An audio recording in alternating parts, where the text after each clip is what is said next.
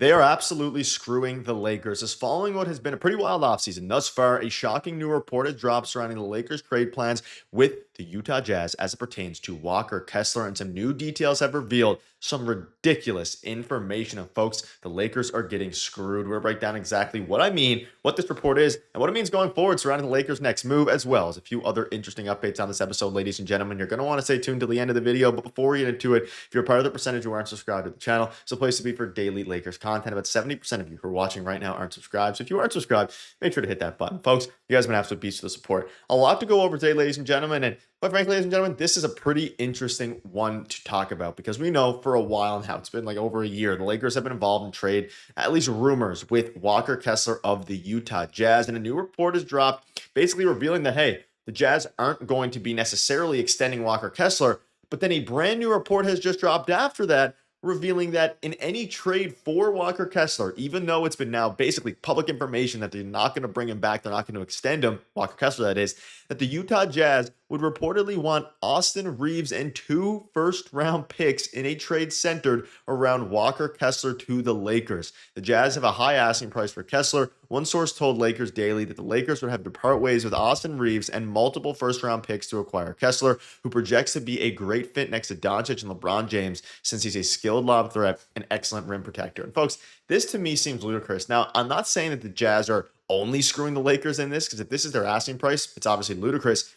But like, are you Reaves and 2 first-round picks is absolutely absurd, especially following the reports that they're not going to be able, they don't want to bring him back. So it's public information that they don't really have a ton of leverage, and they're going to try to go for. And the only way they trade him without letting him basically walk for nothing is for the Lakers, arguably, third best player and 2 first-round picks and a guy in Austin Reaves who has come off of his best season of his career. And this makes a ton of sense as to why the Lakers haven't really gotten a deal done here with Walker Kessler, because there was multiple reports there for a while, a few months ago, the beginning of the offseason, the trade deadline, that things were picking up a little bit, then they died down, and then there was more conversations, and then they died down again. And clearly they're dying down because of the fact that, hey, this asking price is just absolutely ludicrous. And to dive into it some more, this is from Tony Jones of The Athletic, reported on Wednesday that Kessler and the Jazz will not agree to a rookie scale extension. That means that Walker will become a restricted free agent next offseason once Utah offers him his qualifying offer. And that's what I want to dive into a little bit here, because that's a report from a very reliable reporter in Tony Jones, basically revealing that they're not going to extend him off of his rookie sale contract. They'll see what offers he gets out there. Will the Lakers be involved? We'll obviously have to see how the cap works and what it looks like. But like, Kessler is a very good center, like an elite rebounder, pretty good defender. His career average is 9 points, 9 rebounds, and he's only making $4.9 million this upcoming year. The Jazz have a high price for Kessler, like I mentioned. I want to get your guys' thoughts on this, because we know, like, there's been a lot of different trade rumors surrounding the Lakers, right? Like, whether it be Andrew Wiggins, who we'll briefly dive into in this video, or now in this case, Walker Kessler. I don't think there's a world where you trade Austin Reaves and 2 first-round picks for Walker Kessler when you have DeAndre Ayton. Like, it's ridiculous, and they're screwing themselves over, let alone screwing the Lakers. The Jazz are screwing themselves over here because they're not going to agree to a rookie scale extension. So then what are you doing? You're just going to keep him, let him walk, or try to maybe match his contract if he gets a really good one. I guess that's still a possibility here, but like, Reaves is a better player than Walker Kessler right now anyway, you could argue, let alone 2 first-round picks for a team in the Lakers that do not have a lot of first-round picks to even be willing to give up. Absolutely ludicrous, and they're screwing the Lakers. They're screwing themselves. And also, like, the Lakers got DeAndre Ayton and Jackson Hayes. Would they welcome a Walker Kessler trade if the price was right? I'm sure they would. What would you do, though, with Ayton and Kessler? That's 2 not similar players in the sense of, neither of them can shoot. I guess that's the main similarity. Obviously, you're looking at it from the perspective of, DeAndre Ayton can, back to the basket, not as good of a defender, not as good of a rebounder. But like, I don't know if the gap between Ayton and Kessler for this team right now is, it's huge. Obviously, like, I still think Kessler is a much better player than Ayton. He would fit this scheme much better. He would raise the defensive floor and raise the defensive ceiling of this team, especially by having like a legitimate threat, and he's younger than Ayton, but not that much younger. And DeAndre Ayton, he could have a really good year here, and this conversation could be all for nothing. You can see this here. The Lakers are expected to enter the 2025-2026 season with this current roster unless the Miami Heat change their mind about a Wiggins trade. I still think Wiggins is the best fit. Like, I don't know if they need a center right now, let alone for Reaves. I would never happen. You could also get a better package back for Reaves than just Kessler, I believe.